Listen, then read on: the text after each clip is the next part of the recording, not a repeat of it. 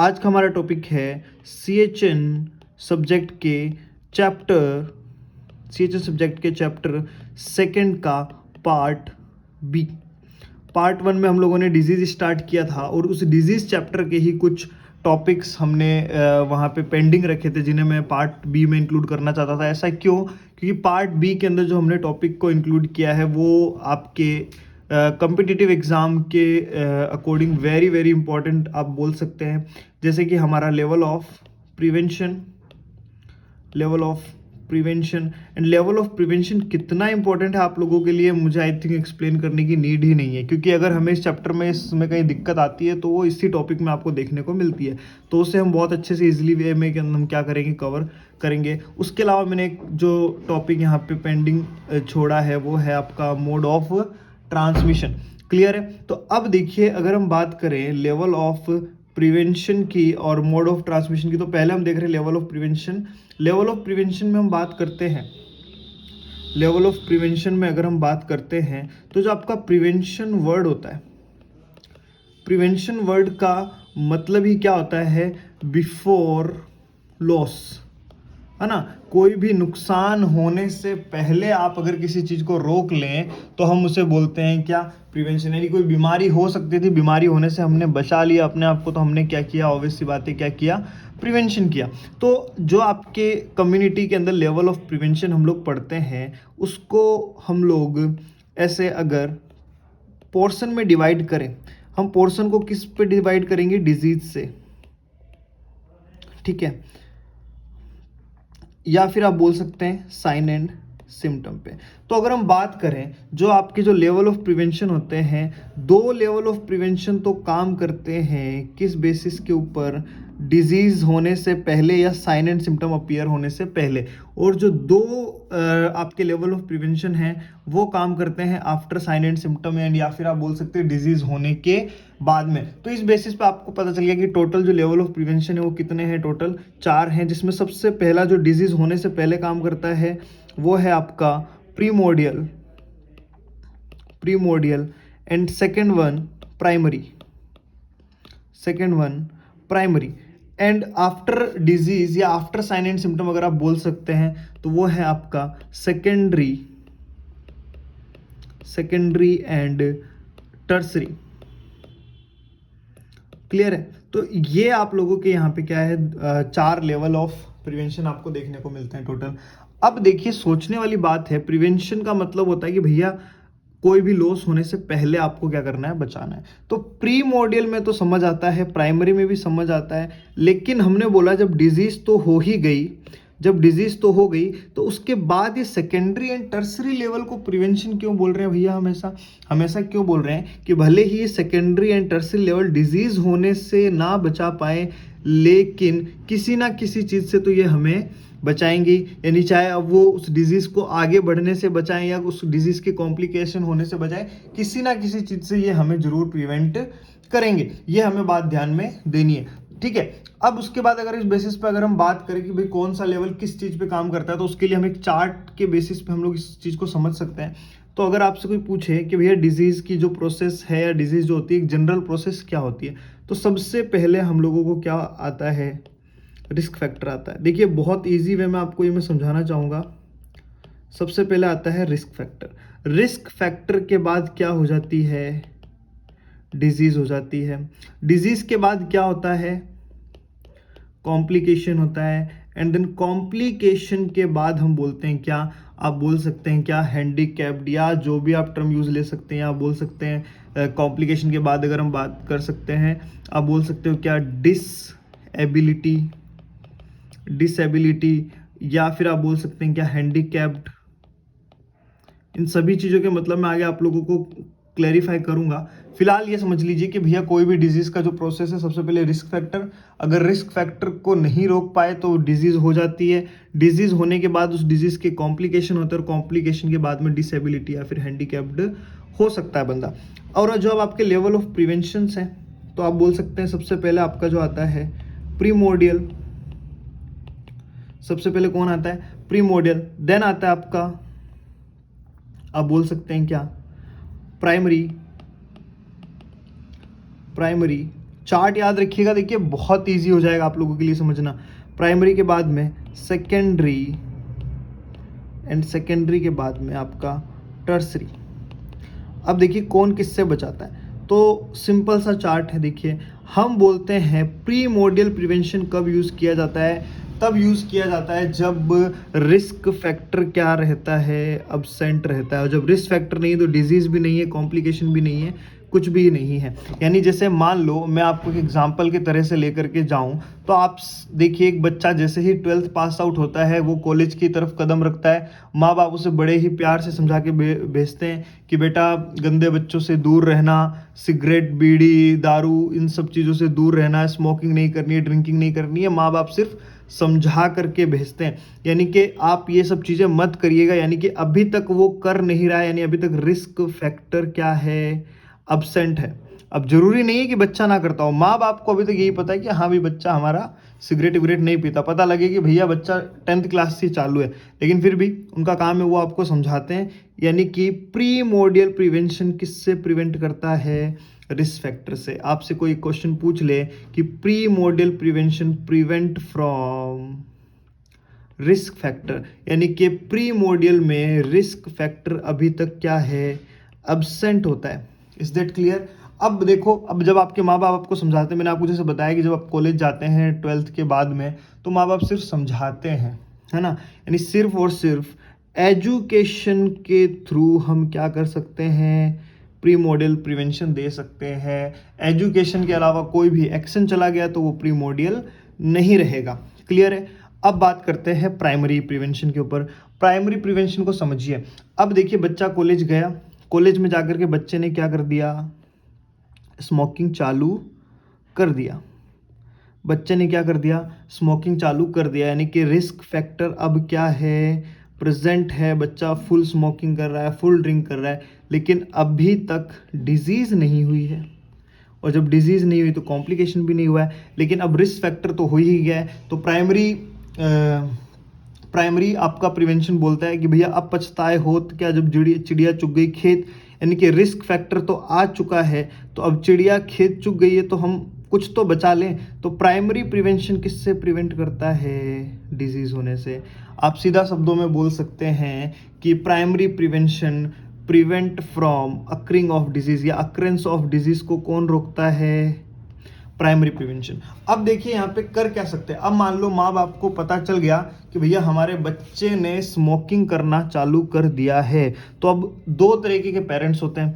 एक तो वो होते हैं जो फिर से समझा देंगे थोड़ा और इंटेंसिटी के साथ, दूसरे होते हैं जो सीधा लठ बजाने वाले होते हैं, है ना। अगर जैसे उनको पता चला तो या तो वो लठ बजाते हैं, और एक टाइप के पेरेंट्स होते हैं जो आराम से वापस से समझा देते हैं। यानी प्राइमरी प्रिवेंशन में फिर से आप बोल सकते हैं कि एक तो एजुकेशन दे सकते हैं, साथ में लठ बजा सकते हैं, यानी कि पर्टिकुलर स्पेसिफिक प्रोटेक्शन यूज़ कर सकते हैं, कोई टेक्निक यूज़ कर सकते हैं, कोई मेथड यूज़ में ले सकते हैं। Is that clear to all of you?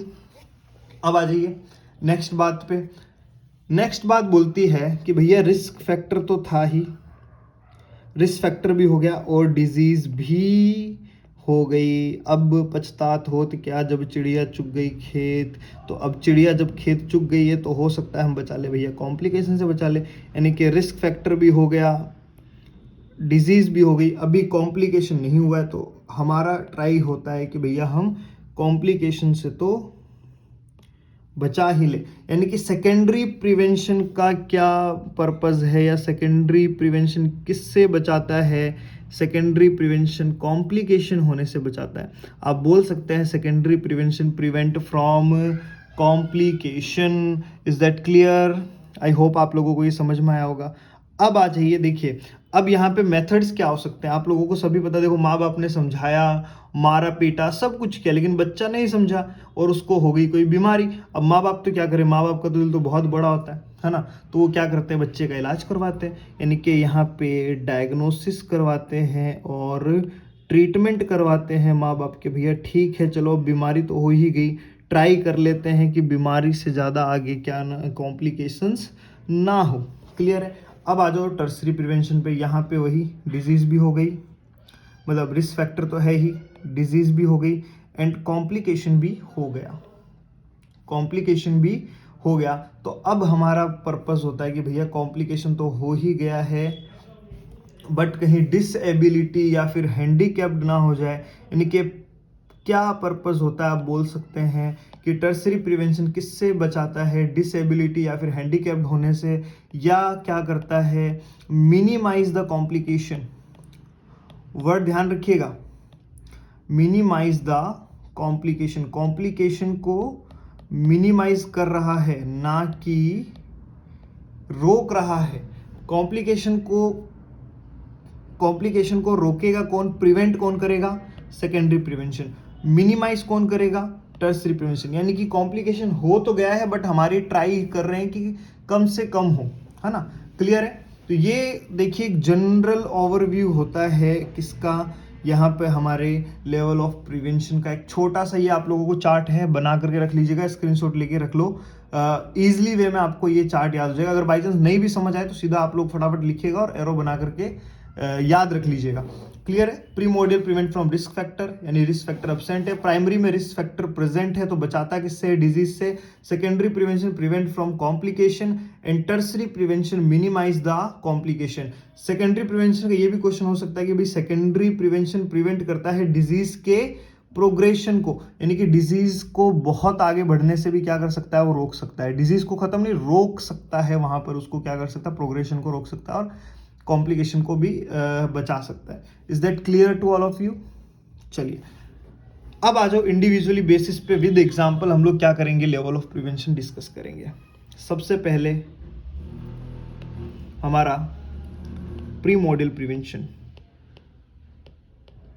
Primordial prevention, और दूसरा प्राइमरी प्रिवेंशन।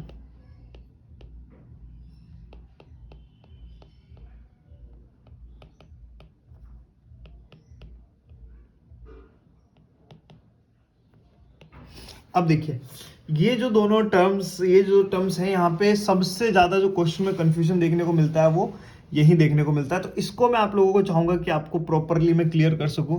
देखिएगा प्री मॉडल प्रिवेंशन में हमने शुरू में ही कहा था, देखो जहां पे मैंने बताया, हमें यहाँ पे देखो, अब आपसे कोई क्वेश्चन पूछे कि भैया रिस्क फैक्टर प्रेजेंट या एब्सेंट, रिस्क फैक्टर प्रेजेंट या एब्सेंट, आप बोल सकते हैं एब्सेंट।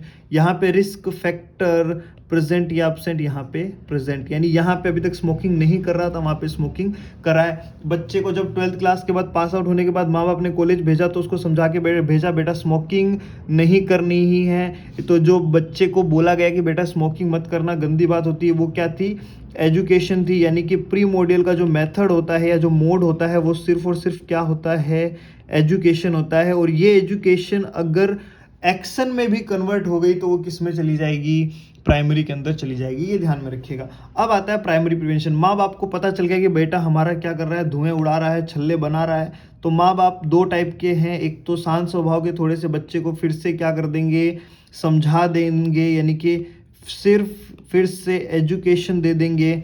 या अगर थोड़े से स्ट्रिक्ट टाइप के पेरेंट्स हैं और अगर वो उनको गुस्से में है तो वो क्या कर सकते हैं, सीधे से लठ बजा सकते हैं, मारा पीटी भी कर सकते हैं, आपको अच्छे से दंड का भी सहारा ले सकते हैं। तो स्पेसिफिक प्रोटेक्शन, या आप बोल सकते हो कि कोई स्पेसिफिक एक्शन हो जाए, कोई मेथड हो जाए, उन सभी को हम लोग क्या बोलेंगे, प्राइमरी प्रिवेंशन बोलेंगे। Is that clear. अब देखो pre model prevention and primary prevention में सबसे ज्यादा कंफ्यूजन होता क्यों है, इसका कंफ्यूजन होना लाजमी है क्योंकि यहाँ भी एजुकेशन है और यहाँ भी एजुकेशन है। तो इसको डिफ्रेंशिएट कैसे करना है, तो इसको डिफ्रेंशिएट करने का तरीका यह है कि आप देखिएगा यहाँ पर जो एजुकेशन है, इस एजुकेशन को हम बोल सकते हैं कि यहाँ पर एजुकेशन होती है जो जनरल होती है। यहाँ पे टॉपिक भी क्या होता है, जनरल होता है ना। ये चीज़ें हम लोग बोल सकते हैं कि सभी लोगों पर अप्लाई होती है। लेकिन यहाँ जो एजुकेशन होती है वो स्पेसिफिक होती है। एजुकेशन कैसी होती है, स्पेसिफिक होती है। अब ये जनरल और स्पेसिफिक कैसे, मैं आपको समझाता हूँ। जैसे मैंने बोला एग्जाम्पल के तौर पर कि भैया हैंड वॉश, खाना खाने से पहले क्या करना चाहिए, हैंड वॉश करना चाहिए। हमने बोला भैया हैंड वॉशिंग, या आप बोल सकते हैं क्या, पर्सनल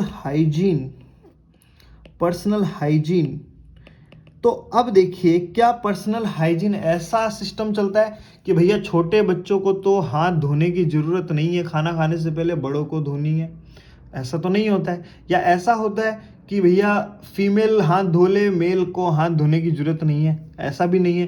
तो यानी कि ऐसी एजुकेशन जो हर एक के ऊपर क्या हो जाएगी, अप्लाई हो जाएगी, उसे हम बोलते हैं क्या, जनरल एजुकेशन, जो कि किस में आती है, प्री मॉड्यूल में आती है। लेकिन मैं बोलूँ एजुकेशन अबाउट मेंस्ट्रुअल हाइजीन, अगर मैं बोलूँ education on education on menstrual hygiene, अब आपका क्या ख्याल है?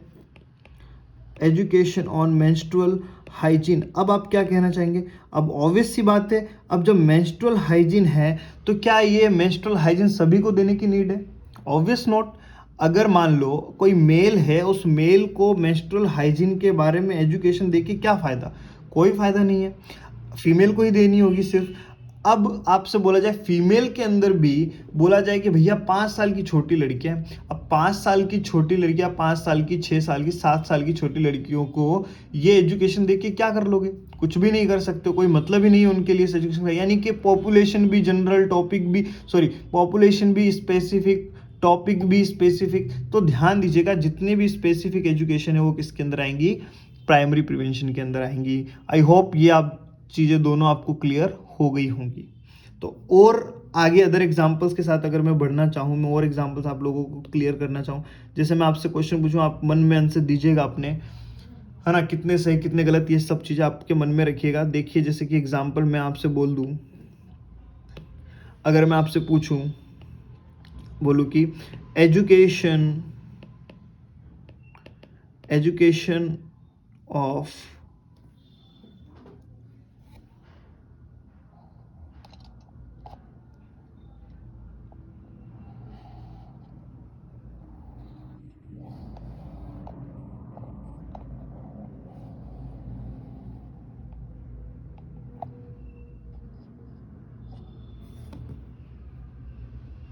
चलिए, थोड़ा सा इंटरप्शन हुआ, उसके लिए क्षमा चाहेंगे, बट कोई बात नहीं। Back to the topic. Education on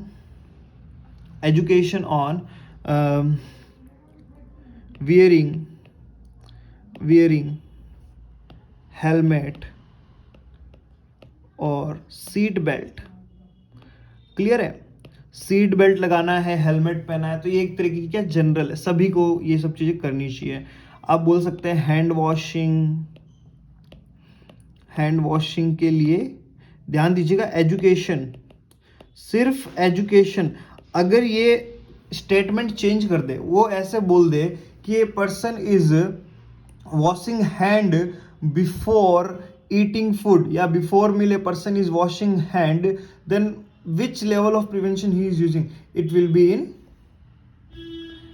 action, यानी कि प्राइमरी। यानी कि अगर एजुकेशन हमारी जो प्राइमरी का प्री मॉडल का एग्जांपल है, लेकिन वो एक्शन में कन्वर्ट हो रही है स्टेटमेंट के अंदर, क्वेश्चन के अंदर, तो वो ऑटोमेटिकली कहाँ जाएगी? प्राइमरी प्रिवेंशन के अंदर चली जाएगी। Is that clear? यानी कि प्री मॉडल में सिर्फ और सिर्फ क्या होती है? एजुकेशन होती है, एजुकेशन के अलावा कुछ नहीं। वो एजुकेशन एक्शन में बदलते ही प्राइमरी में चली जाएगी। चलिए, इसके अलावा और एग्जांपल्स की अगर हम बात करें, जैसे कि मैं आपसे एग्जांपल पूछूं कि आप हेल्थ एजुकेशन को कहाँ रखना चाहेंगे, तो आप हेल्थ एजुकेशन एक ऐसा एग्जाम्पल है जो प्राइमरी भी हो सकता है, प्री मॉडल भी हो सकता है, सेकेंडरी भी हो सकता है और टर्सरी भी हो सकता है। डिपेंड करता है कि क्वेश्चन क्या बोल रहा है, तो ध्यान दीजिएगा। लेकिन कोई आपसे जनरल पूछ ले कि भैया ये बताओ हेल्थ एजुकेशन कौन से लेवल ऑफ प्रिवेंशन का एग्जाम्पल है, क्वेश्चन की बस इतनी सी डिमांड है, बस आप इतना बता दीजिए कि हेल्थ एजुकेशन कौन सा लेवल का प्रिवेंशन है, तो आप आंख बंद करके आंसर कर दीजिए। जो मोस्ट प्रोबेबली है, जो मोस्ट कॉमनली देखने को मिलेगा हेल्थ एजुकेशन, वो देखने को मिलेगा आपको प्राइमरी प्रिवेंशन के अंदर। यानी आप लिख सकते हैं हेल्थ एजुकेशन, हेल्थ एजुकेशन। कोई आपसे पूछे education on eating balance diet, क्या आंसर करेंगे? मन में आंसर दीजिएगा। तो याद रखिएगा, education on eating eating balance diet, education on eating balance diet, ये भी किस में आएगा, ये भी प्राइमरी के अंदर इंक्लूड किया जाएगा। क्लियर है? आई होप आप लोगों को ये दोनों में डिफरेंस समझ में आया होगा। देखिए आपको कई बार हो सकता है कि भाई सर बैलेंस डाइट तो सभी के लिए होती है, नहीं, balance diet group to group change होती रहती है। क्या मेल की डाइट सेम है, क्या फीमेल की डाइट सेम है, सबकी क्या है, अलग अलग है। इवन फीमेल में भी कैटेगराइज्ड हो जाएगा, फीमेल में सेडेंटरी वर्कर, मेल में भी सेडेंटरी वर्कर, हैवी वर्कर या लाइट वर्कर, देन प्रेग्नेंट में अलग। तो स्पेसिफिकली जो बैलेंस डाइट आप लोगों का जाएगा किस में जाएगा, प्राइमरी के अंदर जाएगा। और इसी तरह से हेल्थ एजुकेशन की तरह ये भी सेकेंडरी या टर्सरी में भी हो सकता है। ऐसी सिचुएशन कब आएगी वो मैं आपको विद एग्जांपल जब आगे हम लोग पढ़ेंगे वहां पे हम लोग देखेंगे।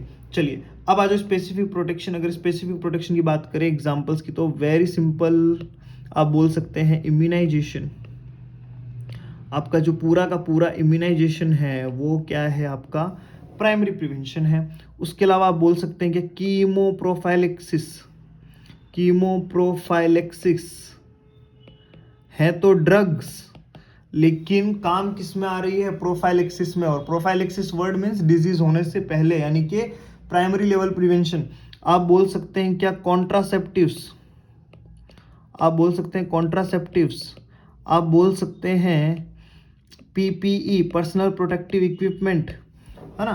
तो ये सारी चीजें आप बोल सकते हैं किसके अंदर, स्पेसिफिक प्रोटेक्शन के अंदर।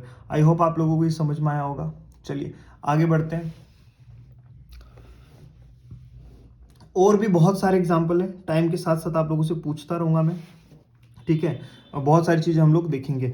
एक बड़ा ही क्वेश्चन में संशय चलता है, इसका आंसर मैं आपसे उम्मीद करूंगा कि आप मुझे कमेंट सेक्शन में देंगे, अदरवाइज मैं नेक्स्ट, ये आज आपका क्वेश्चन यही है। आपसे पूछा जाता है कि यूजुअली या मैक्सिमम या जो मोस्ट प्रोबेबल है कि इंडियन गवर्नमेंट के जितने भी ये देखिए मैंने बीच में पूछ लिया, इससे मुझे पता भी लगेगा कि आप प्रॉपरली देख रहे हैं वीडियो या नहीं देख रहे हैं, है ना। यूजुअली जो इंडियन गवर्नमेंट के हेल्थ प्रोग्राम्स हैं वो कौन से लेवल ऑफ प्रिवेंशन में रखे जाते हैं। क्लियर है? ये आप मेरे को आंसर दीजिएगा। चलिए आगे बढ़ते हैं। नेक्स्ट देखिएगा सेकेंडरी लेवल प्रिवेंशन। नेक्स्ट देखिएगा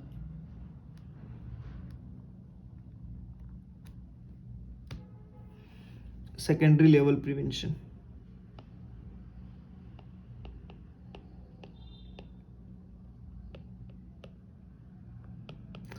अब मैंने आपको बताया माँ बाप तो बड़े ही ऐसे दयावान होते हैं अपने बच्चों के ऊपर, बहुत उनका दिल बड़ा होता है। अब बच्चा स्मोकिंग करने लगा था और समझाया माँ बाप ने, मारा पीटा भी, लेकिन बच्चा नहीं समझा और अब उसको हो गई क्या, डिजीज हो गई। अब माँ बाप क्या करेंगे, सिंपल सी बात है, हॉस्पिटल ही ले जा सकते हैं। वो कभी ऐसे मरने के लिए नहीं छोड़ सकते हैं, तो हॉस्पिटल लेके जाते हैं। और हॉस्पिटल में होगा क्या, early diagnosis and early treatment. Clear है? अब देखिए early diagnosis and early treatment, इसमें आप लोगों को ध्यान में रखना है कि जो आपका इसमें इंक्लूड होते हैं ऑल स्क्रीनिंग टेस्ट। थोड़ा सा आज एडजस्ट कीजिएगा, मैं वीडियो क्योंकि दिन में बना रहा हूँ क्योंकि मेरी नाइट ड्यूटीज चल रही हैं, है ना। तो मैं रात में वीडियो नहीं बना पा रहा, तो थोड़ा सा साउंड का इश्यू में भी हो सकता है, बाहर की एक्सटर्नल वॉइस बहुत ज़्यादा है ना। बट एडजस्ट कीजिए, बट वो बहुत माइनर है, आई थिंक इग्नोर की जा सकती है ईजिली, है ना। तो उनको इग्नोर करके वीडियो देखिएगा पूरा, ठीक है। बाकी बहुत जल्द हम इसको भी रिजॉल्व कर देंगे। चलिए ऑल स्क्रीनिंग टेस्ट हम किस में रखते हैं, आपके सेकेंडरी लेवल प्रिवेंशन में। इसी कड़ी में एक बड़ा ही फेमस क्वेश्चन आता है, मैं आपसे अगर पूछूं कि ब्रेस्ट सेल्फ एग्जामिनेशन कौन से लेवल ऑफ प्रिवेंशन में रखेंगे। क्वेश्चन में अगर पूछूं आरबीएस मॉनिटरिंग किस में रखेंगे, क्या आप आंसर दे सकते हैं? देखिए मैंने आपसे सीधा सीधा पूछा, breast self examination it's an type of screening test. आंख बंद करके आंसर कर दीजिए भैया सेकेंडरी, आंख बंद करके आंसर कर दीजिए सेकेंडरी, यहां पर भी कर दो सेकेंडरी। लेकिन क्वेश्चन की demand change, answer change. Question आ गया education on breast self examination, answer करना पड़ेगा क्या? आप मेरे से ज़्यादा समझदार हैं, आंसर दीजिए फटाफट।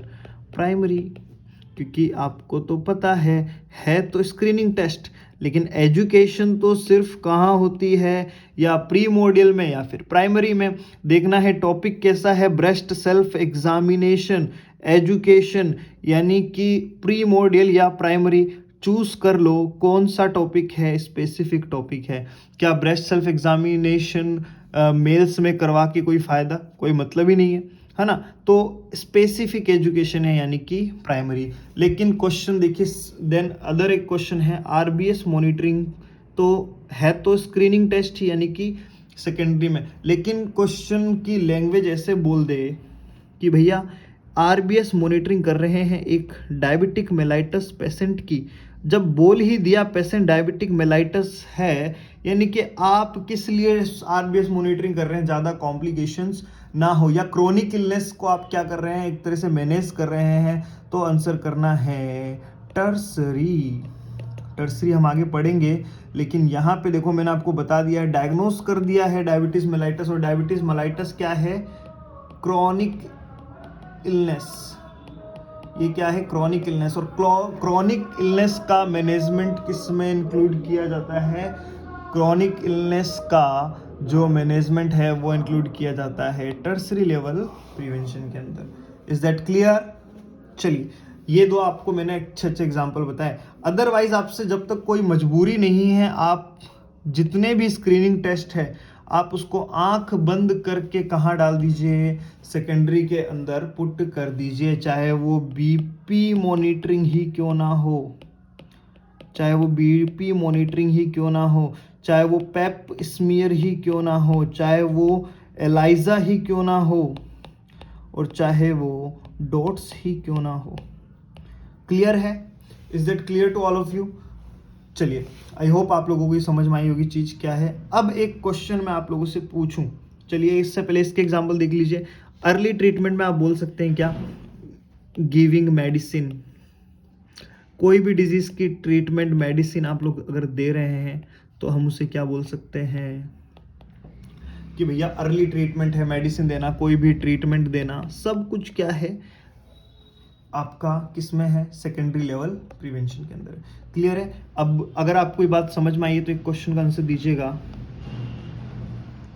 मान लो क्वेश्चन पूछे कि which of the following is primary, सिर्फ इतना बोला गया है, which is primary. Option A patient regular doing lipid profile, who has history of MI। Option A है एक पेशेंट है जो क्या है, रेगुलर लिपिड प्रोफाइल की मॉनिटरिंग करवाता है, जो कि जिसकी हिस्ट्री है MI की। Option B a patient with history of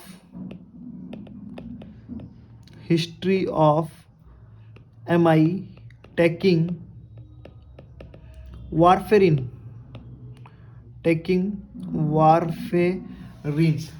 clear है? अब बता दीजिए, इसमें दो ही ऑप्शन है, दो ही ऑप्शन में से आंसर दे दीजिए, कौन सा इसमें आंसर होगा। 5 सेकंड का मैं आपको टाइम दूंगा, आप अपने मन में आंसर दे दीजिए। विच इज प्राइमरी।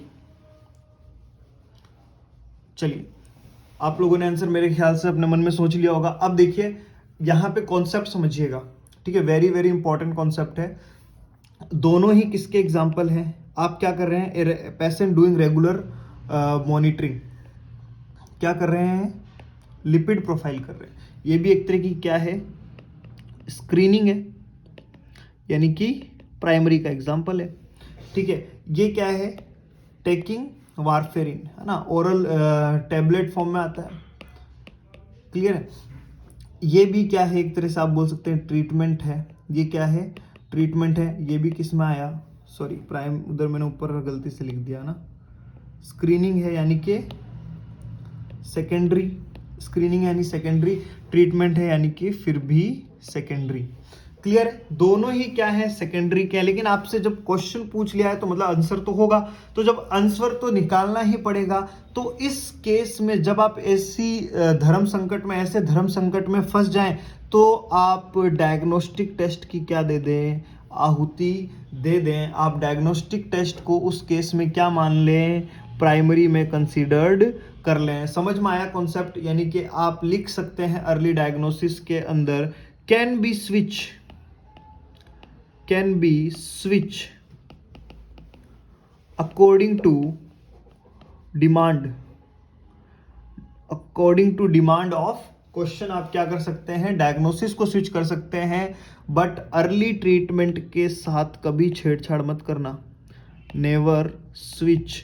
ऐसा क्वेश्चन बनेगा भी नहीं, और बन जाए तो भैया क्वेश्चन ही गलत होगा, है ना।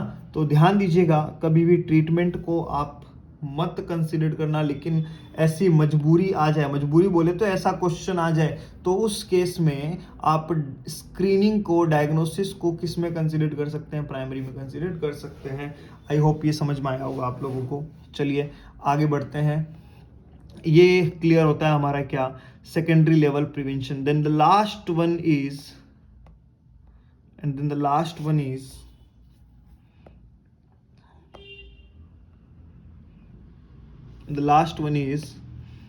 tertiary level prevention.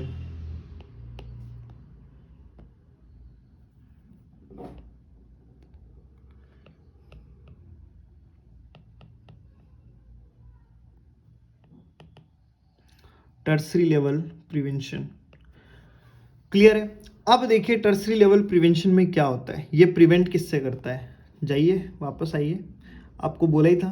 टर्सरी किससे बचाता है, या तो कॉम्प्लिकेशन को मिनिमाइज करता है, या फिर डिसेबिलिटी या हैंडीकैप्ड होने से बचाता है। यानी कि आप बोल सकते हैं मिनिमाइज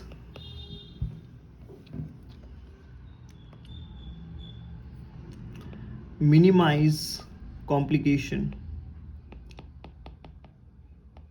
या आप बोल सकते हैं प्रिवेंट डिसेबिलिटी,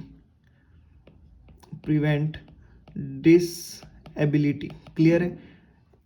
कैसे, आखिर कैसे, टर्सरी लेवल में जो मेजरली किया जाता है वो है रिहैबिलिटेशन। और रिहैबिलिटेशन क्या होता है, आप लोग इस टर्म से परिचित होंगे। रिहैबिलिटेशन होता है रीस्टोर मैक्सिमम फंक्शनिंग। जैसे कि मान लो एग्जाम्पल के तौर पे मैं आपको बताऊं, किसी का क्या हो गया, किसी डिजास्टर के अंदर उसका ऑक्यूपेशन चला गया, उसका बिजनेस चला गया, तो आप क्या कर सकते हैं, एज ए रिहेबिलिटेशन उसे जॉब प्रोवाइड करवा सकते हैं, है ना। ऐसा नहीं है कि उसको जॉब प्रोवाइड करवाएंगे उसको हम गूगल का सीईओ बना देंगे, है ना, लेकिन हाँ एक ऐसा काम दे देंगे जिससे वो अपना घर चला सके, यानी कि अपना काम चला सके। दूसरा एग्जांपल, मान लो किसी के लेग कट हो गए किसी एक्सीडेंट में, और उसको हमने क्या लगाए, प्रोस्थेटिक लेग्स लगाए। अब प्रोस्थेटिक लेग से वो क्या कर सकता है, चलने का काम तो कर सकता है, जो उसका यूजुअली काम था, जो उसका फंक्शनिंग थी वो कर सकता है। लेकिन वो बोले कि नहीं भैया, इस प्रोस्थेटिक लेग से तो मैं ओलंपिक में यूसेन बोल्ट को टक्कर दूंगा, तो ऐसा नहीं हो सकता है। हाँ, चलने का काम वो कर सकता है प्रोस्थेटिक लेग से। Is that clear. इसके अलावा यहाँ पर हम किसको इंक्लूड करते हैं, यहाँ पर हम इंक्लूड करते हैं ऑल मेजर सर्जरीज को। यहाँ हम इंक्लूड करते हैं ऑल मेजर सर्जरीज। यहाँ हम इंक्लूड करते हैं किसको, all major surgeries. All major surgeries की अगर हम बात करें,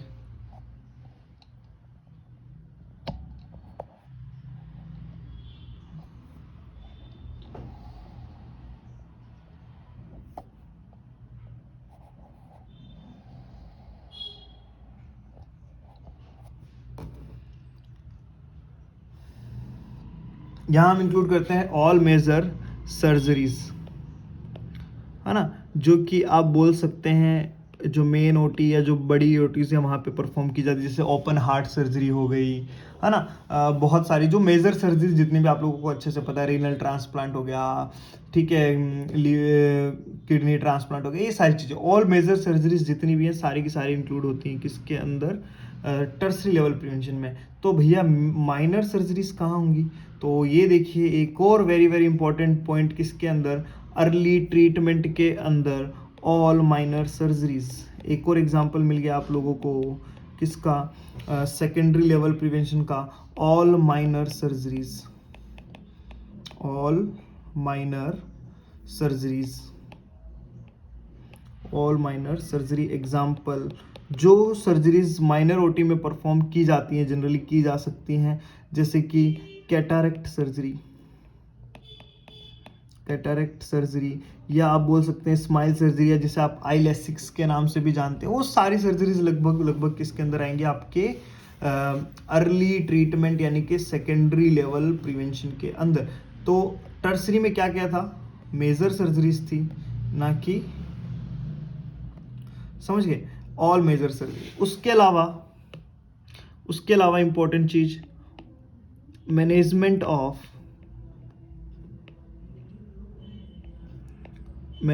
ऑफ क्रॉनिक इलनेस। एग्जाम्पल के तौर पे आप बोल सकते हैं जैसे कि RBS monitoring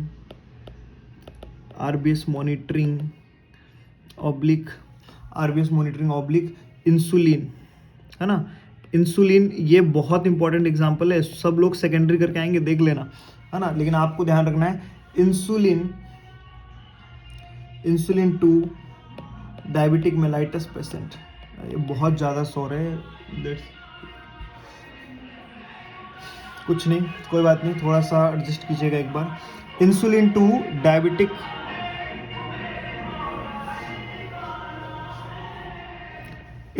diabetic mellitus patient, ये चुनाव के चक्कर में ऐसे बहुत शोर मचाते हैं ना, that's why I hate politics.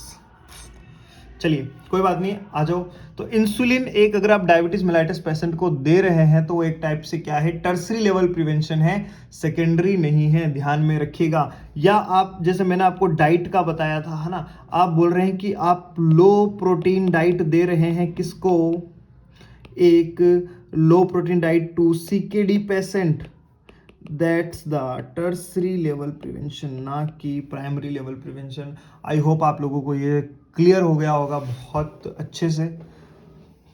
चलिए, अब उसके बाद एक थोड़ा सा एक क्वेश्चन आता है कि आप कुछ वर्ड्स दिए जाते हैं, उनको सीक्वेंस में लगाने होते हैं आप लोगों को, है ना, तो मैं आप लोगों को सीक्वेंस में लिखा रहा हूँ। सबसे पहले होती है क्या, डिजीज। नॉर्थ से 2021 के अंदर ये क्वेश्चन आई थिंक था, और शायद 22 में शायद नहीं था, बट हाँ 21 के अंदर था। इसको इस सीक्वेंस में लगाना था। सबसे पहले होती है डिजीज, डिजीज के बाद होता है इम्पेयरमेंट, एंड इम्पेयरमेंट के बाद होता है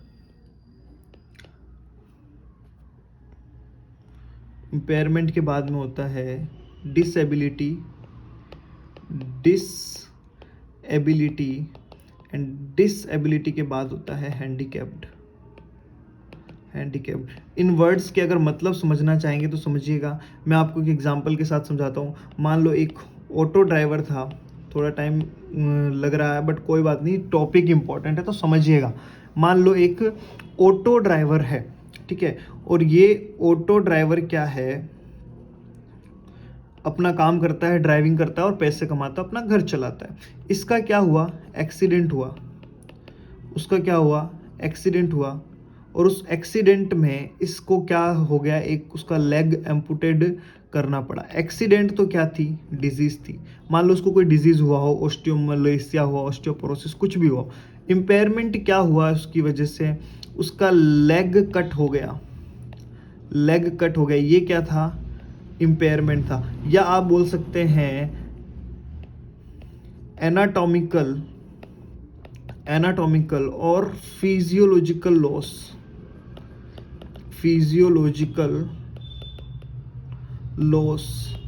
उसे हम लोग क्या बोलते हैं, इम्पेयरमेंट बोलते हैं। देखो अब लेग कट हो गया, एक तो एम्पुटेड हो गया, तो एनाटॉमिकल लॉस भी हुआ, और चल नहीं पाएगा, ये क्या हो गया, उसका फिजियोलॉजिकल लॉस हो गया। और जब वो पैर उसका कट गया है तो क्या वो ऑटो चला पाएगा?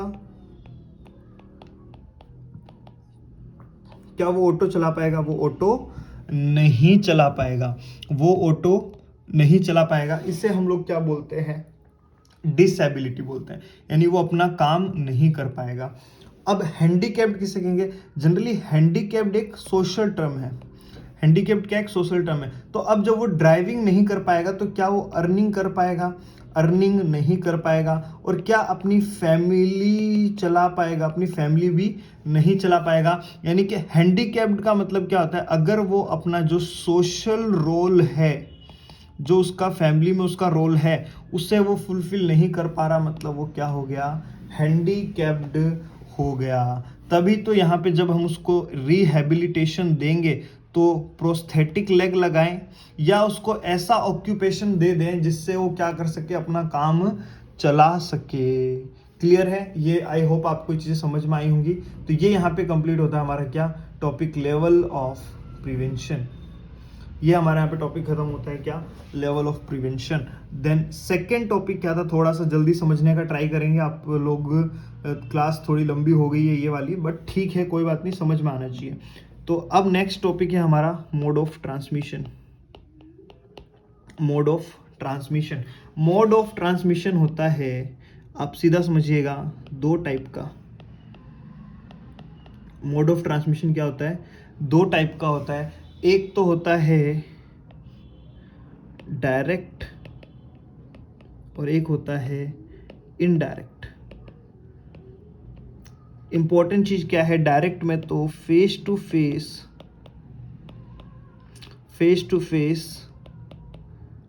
फेस कांटेक्ट होगा। यहां तो क्या होगा? फेस टू फेस कांटेक्ट होगा। और यहां फेस टू फेस कांटेक्ट जरूरी भी नहीं है और होगा भी नहीं। अगर फेस टू फेस कांटेक्ट हो जाता तो ऑटोमेटिकली किस में आ जाता? डायरेक्ट में। और फेस टू फेस कांटेक्ट नहीं होगा तो इनडायरेक्ट के अंदर। क्लियर है? अब डायरेक्ट में भी कुछ मेथड है। डायरेक्ट में वो मेथड कौन कौन से? सबसे पहले तो डायरेक्ट कॉन्टैक्ट। दूसरा डायरेक्ट कॉन्टैक्ट की अगर हम बात करें तो ड्रॉपलेट की अगर हम बाद में बात करें, इनोक्यूलेशन इनटू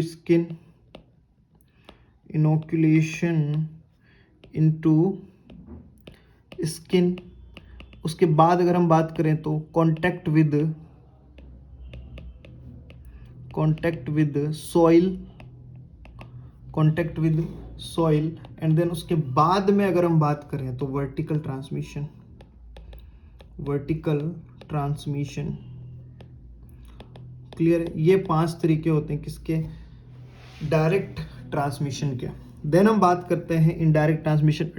इनडायरेक्ट ट्रांसमिशन में याद रखिएगा 5F जरूर, कि ये 5F क्या होते हैं। ठीक है, यहाँ पे लिख लीजिए, food, fluid, finger, flies and fomites. ये 5F बहुत इंपॉर्टेंट है। दूसरी बात, जिनके पीछे भी बोर्न लग जाए वो क्या होते हैं? इनडायरेक्ट होते हैं। जैसे कि airborne indirect, waterborne indirect. Clear है? सभी के सभी आपको क्या देखने को मिलेंगे? ये इनडायरेक्ट तरीके से आपको क्या देखने को मिलेंगे? ट्रांसमिशन देखते हुए मिलेंगे। 5F क्या है? Food, fluid, finger, flies and fomites. Fomites क्या होते हैं? ऐसे ऑब्जेक्ट्स, ऐसे आर्टिकल्स जो एक इन्फेक्टेड पर्सन ने यूज किए, वो क्या बन जाएंगे? आप लोगों के फोमाइट बन जाएंगे। जैसे मैंने ये मार्कर यूज किया, मैं इन्फेक्टेड था, मैंने ये मार्कर यूज किया, दिस इज फोमाइट्स। मैंने ये ट्राइपॉड यूज किया, देन ये ट्राइपॉड इज फोमाइट्स। तो ऐसी कोई भी आर्टिकल इन्फेक्टेड पर्सन ने यूज किया तो वो क्या है? फोमाइट्स है। आई होप ये आप लोगों को क्लियर हो गया होगा। इसके अलावा इसके अंदर जो इंक्लूड होते हैं वो होते हैं आपके, आप बोल सकते हैं क्या, वेक्टर बॉर्न, व्हीकल बॉर्न, या आप बोल सकते हैं ड्रॉपलेट न्यूक्लियाई। आप बोल सकते हैं कि ड्रॉपलेट न्यूक्लियाई, उसके अलावा आप बोल सकते हैं क्या, ड्रॉपलेट न्यूक्लियाई, उसके अलावा आप बोल सकते हैं क्या यहाँ पे हाइजीन। क्लियर है? तो ये होता है हमारा मोड ऑफ क्या, ट्रांसमिशन, जिसके इसके किस किस तरीके से मोड ऑफ ट्रांसमिशन हो सकता है उसके बारे में हम लोगों ने देखा है। आज की क्लास को हम यहीं पूर्ण विराम देना चाहेंगे। आज की क्लास यहीं तक होगी। मोड ऑफ ट्रांसमिशन हम इसके नेक्स्ट पार्ट चैप्टर 2 के पार्ट सी के अंदर हम लोग देखेंगे, जिसके अंदर हम लोग मोड ऑफ ट्रांसमिशन पढ़ लेंगे अच्छे से क्लियर करके, क्योंकि बहुत सारे एमसीक्यूज बनते हैं मोड ऑफ ट्रांसमिशन के अंदर छोटी छोटी बातों पे। तो मैं यहीं पे इस वीडियो को थोड़ा लंबा नहीं करना चाहता, क्योंकि हमें एक प्रीवियस क्वेश्चन भी डिस्कस करना है, तो उसी को लेकर के अभी थोड़ा सा डिस्कस करने के बाद हम नेक्स्ट वीडियो के अंदर आप लोगों को मोड ऑफ ट्रांसमिशन को डिटेल में लेकर के जाएंगे। तो प्रीवियस जो वीडियो था CHN का क्वेश्चन, जिसमें मैंने पूछा था आप लोगों से कि जो मलेरिया की 4 स्पीसीज हैं, जो मलेरिया की 4 स्पीसीज हैं, उनमें सबसे लोवेस्ट इंक्यूबेशन पीरियड कौन सी स्पीसीज का है। क्लियर है? और वो स्पीसीज के मैंने ऑप्शन आपको दिए थे, और आपको ये स्पीसीज वैसे भी आपको याद होनी चाहिए। उसको याद रखने की ट्रिक याद रखिएगा, विराट फाइनल में आउट, विराट फाइनल में आउट। बहुत दुख देती है ये लाइन, लेकिन ठीक है, ट्रिक है, थोड़ा सा ध्यान दीजिएगा। विराट फाइनल में आउट, यानी कि ऑप्शन जो थे आपके वो ये थे, वाइवेक्स, ऑप्शन बी था फैल्सीपैरम,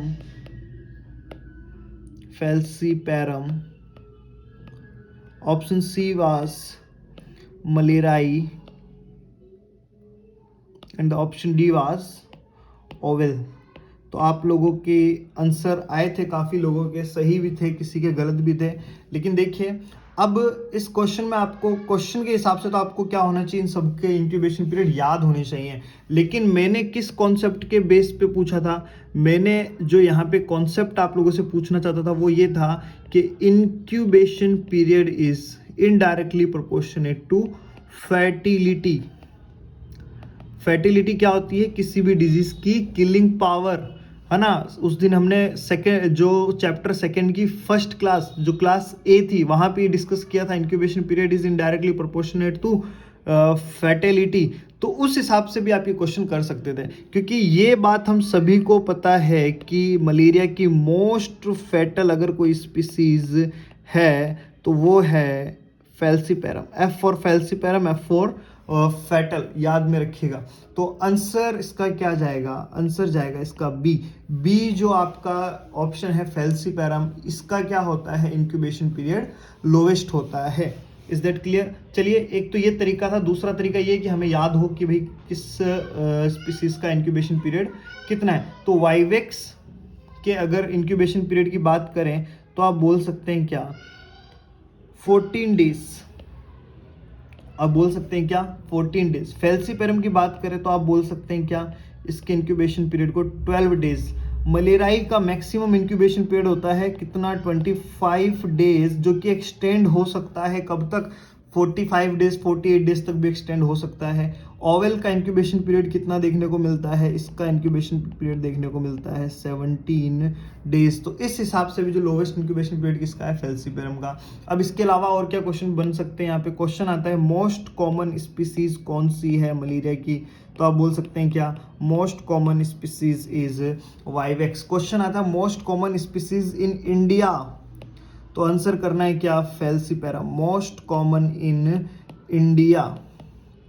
दूसरी बात, क्वेश्चन पूछा जाता है कि रिलैप्स मलेरिया कौन करवाता है, कौन सी स्पीसीज जो रिलैप्स मलेरिया करवाती है, तो आपको इल्ज़ाम लगाना है कौन करवाता है, वो करवाता है। अब वो कौन है वो हमें मतलब नहीं है, बट याद रखिए वो करवाता है।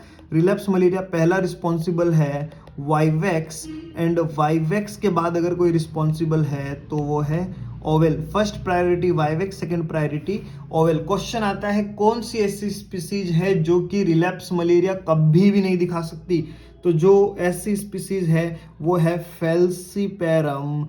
आप बोल सकते हैं नेवर शो रिलैप्स मलेरिया।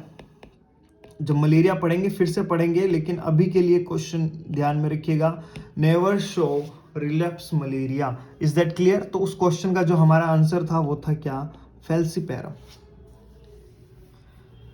चलिए, आई होप आपको ये बहुत समझ में आया होगा अच्छे से।